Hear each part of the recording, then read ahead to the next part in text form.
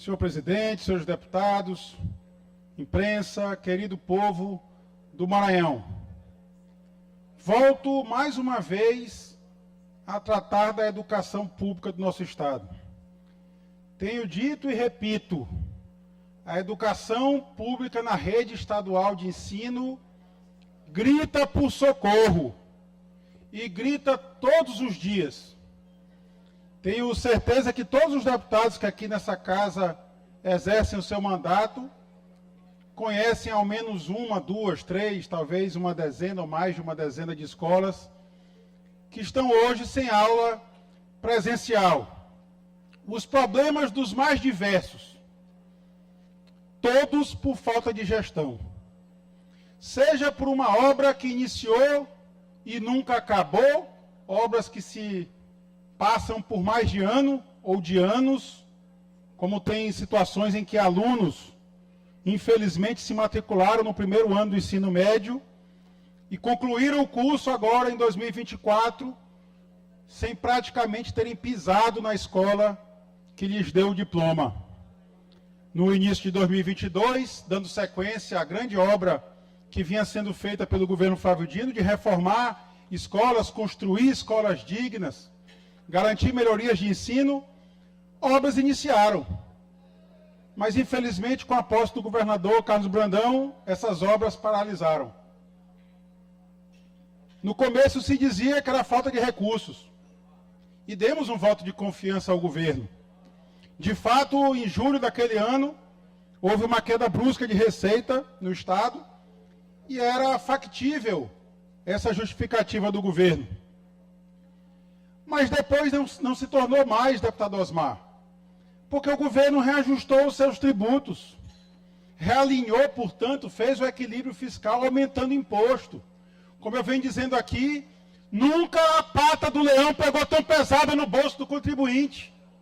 E hoje nós temos recordes e recordes de arrecadação.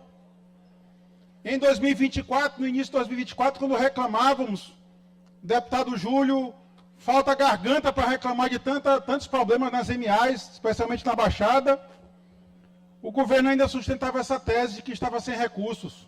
Repito, o balanço apresentado pela Secretaria de Planejamento, os números não são meus. Os números são os números oficiais do Planejamento do Estado.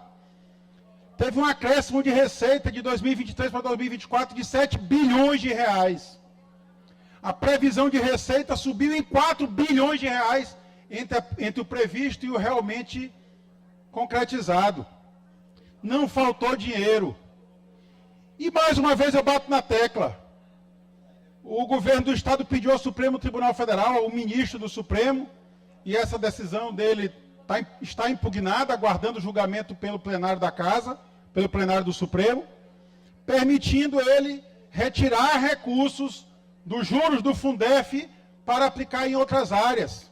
Inclusive, na semana passada tivemos uma reportagem de um site nacional, tentava inclusive vincular uma empresa à família do governador. Eu não quero avançar nesse tema sem ter, obviamente, provas sobre isso. Mas é indiscutível o erro do governo. Retirar dinheiro da educação quando a educação grita por socorro. Qual é a justificativa que o governo dá de não ter professores em sala de aula? Se há déficit de professor, deputada Cláudia, que convoque concurso público, que faça seletivos corretos e contrate os professores. Outro dia, há 20 dias atrás, um deputado disse aqui, parabenizando o governador que autorizou a contratação agora, já no mês de maio, de 5 mil professores. Se estamos com esse déficit todo na rede estadual, fica a indagação, por que não contrataram no começo do ano? Nós já estamos no meio do ano letivo, e o prejuízo para esse alunado é enorme. É enorme. E aí, o que justificaria o governo pedir para usar verba do Fundef fora da educação? Repito, não estou questionando a legalidade, uma vez que a decisão do governo está amparada por uma decisão judicial, provocada pelo governo. Basta perceber que quiseram tirar, inclusive, os juros do recurso que pertence aos professores. Há uma petição do Estado do Maranhão, no Supremo Tribunal Federal, pedindo, inclusive, para retirar os juros, da parcela dos 60%. Os professores receberiam bem menos recursos. Inclusive, essa é a justificativa dos advogados, dos escritórios de advocacia, para bloquear os 15%. Portanto, se há um culpado para isso, esse culpado é o governo, que provocou indevidamente o Supremo e obteve essa decisão judicial. Então, fica aqui mais uma vez meu apelo ao governo do Estado. Está sobrando dinheiro em caixa.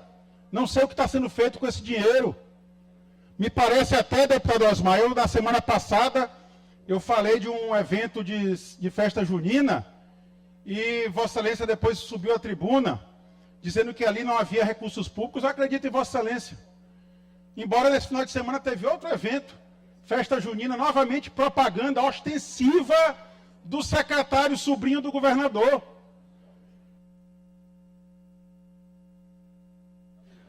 Peço que libere o microfone do deputado Rodrigo para que ele possa concluir o pronunciamento. Eu peço os 5 minutos do tempo da liderança, presidente. Tá, pela liderança, então, mais 5 minutos, sem a parte. Então, deputado Osmar, eu acredito em Vossa Excelência, talvez naquele evento não fosse com recursos públicos, embora eu tenha motivo suficiente para duvidar disso. Mas agora, nesse final de semana, Arraial do Vinhais, está lá um painel de LED maravilhoso, caríssimo por sinal, aparentemente pago pelo Estado, deputado Carlos Lula. Porque lá está estampada a propaganda do Estado, a logo do governo do Estado, a logo do São João do Estado, e ao lado o sobrinho do governador. E mais ao lado um bocadinho, a cunhada do governador. Quem está patrocinando, quem está pagando esse evento? Será que são eles?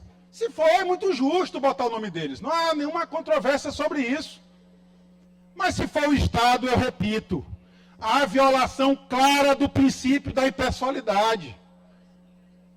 Agora a lei de improbidade tem previsão expressa sobre isso. Já era, na verdade, um ato de improbidade, mas o Congresso Nacional colocou agora de forma expressa. Essa semana passada, a mesa diretora concluiu um processo cassando o mandato de um colega deputado estadual.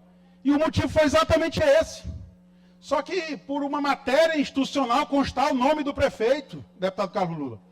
Acho, e eu digo aqui, decisão até injusta, na minha visão. Mas cassou o mandato de um deputado estadual. E o governador, todos os dias, aparece nas principais redes de televisão do Estado, estampando a propaganda do governo do Estado. Ontem mesmo, foi fazer uma viagem à Europa, a Paris. E ontem, ligando a televisão, me deparo com, mais uma vez, 1 minuto de comercial do governo, novamente com o governador estampando esse comercial. Eu trato desse tema aqui de forma muito aberta. E quero dizer para aqueles que pensam que podem me calar. Não há ameaça que me cale. Porque eu fui eleito pelo povo do Maranhão para defender o povo. E aqui sustentarei as minhas convicções. Nada há de calar essa voz do povo. E é para isso que eu fui eleito e por isso exerço o meu mandato. Reitero aqui o apelo que faço ao governo, que faça essa reflexão. Nós estamos às portas de receber a 2ª parcela do precatório do Fundef. Infelizmente, como eu disse aqui, por culpa do governo, escritórios de advocacia conseguiram se apropriar de 15% da parcela dos professores. Tudo porque o governo foi provocar o Supremo pedindo para usar os juros do Fundef em outra área. Não conseguiram sobre os 60%, mas conseguiram sobre o 40%. Fica meu apelo ao governador do Estado que coloque a mão na consciência. Que é ele que sempre nesses períodos festivos é chamado de pai, que ele reflita a dificuldade dos pais de família ao verem seus filhos fora de sala de aula. Que ele garanta, pelo menos isso, o mínimo da educação. Um aluno fora de sala de aula no ensino médio tem um dano terrível para a sua vida. E que ele faça essa reflexão. Deixe esse recurso inteiramente na educação. A educação grita por socorro. Que ele conclua as reformas que começou nas escolas. que ele faça novas escolas dignas, que ele abra mais IEMAs, que ele garanta aos jovens do Maranhão um ensino público decente. Essa é uma bandeira que sempre carregarei, porque, como eu sempre digo, só a educação liberta verdadeiramente. E da forma como está, realmente não há futuro para essa juventude fora de sala de aula. Que ele use esses recursos que estão sobrando no cofre do Estado para recuperar as nossas MAs. Nunca um governo teve tanto dinheiro em caixa e tanto apoio do governo federal, como costuma dizer o próprio governador. Vem recurso público federal, ele não pagou as dívidas públicas que quando herdou, dívidas inclusive de governos pretéritos, para ele não querer colocar a culpa no ex-governador Flávio Dino, como sempre tem feito o seu grupo político. Dívidas de governo pretérito. Ele não paga a dívida, a União paga, a União manda recurso, a União perdoa a dívida, a União manda obras, sobra dinheiro em caixa, a pata do leão está pegando pesado no bolso do contribuinte, e o Estado, infelizmente, está abandonado. Que o governador reflita sobre isso. Muito obrigado, presidente.